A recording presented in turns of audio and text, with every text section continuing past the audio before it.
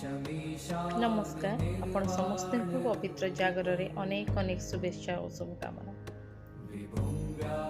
किछि मन कहला मोर आज किछि आपन आगे प्रकाश करी ए जागर रे लोक मैंने ईश्वर को आज धूप दीप नैवेद्य क्षीर डाली पूजा अर्चना कर उपासना कर उपास रही निर्जला व्रत केते जन पालन कर किंतु मो मन प्रश्न एक गोटे व्रत पालन करने भितरे तांको मनरे सब बेले सच्चिंता रही तो ईश्वर पाखरे मनोनिवेश अच्छी तो उपवास कहले खाली पेट रही ईश्वर को डाक भावे नहीं।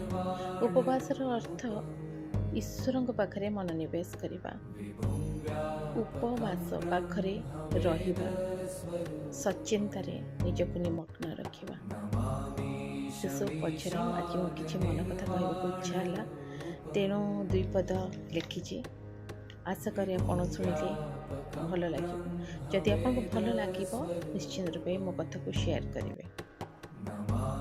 जागर उजागर रही ईश्वर को किसी मागिब तो थरे केवल कही देख जागर उजागर हुई ईश्वर को किसी मागिब तो थरे केवल कही देख सर्वे भवन्तु सुखिनः सर्वे सन्तु निरामया सर्वे भद्राणि पश्यन्तु मा कश्चित् दुःखभाग् भवेत्। समस्ते खुशी रुहतु समस्ते शांति रुहतु समस्त जीवन को दिग्दर्शन देखा एवं अंधकार जीवन यात्रा तांकर जहाँकि अज्ञातार भरी रही ईश्वर सत्तार आलोकित कर।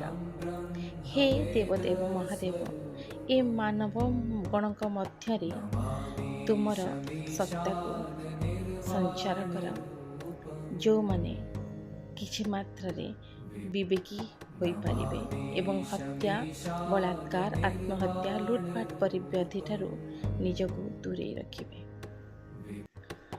तुमे से लोकों को ए प्रकार व्याधि ठारू निवृत्त कराओ निजर जागर महादीपर आलोकरे लोकों को कलुषित मन को सच्चिंतारे परिवर्तन कराओ। यह ही तुमर पदचरण रे मोर अली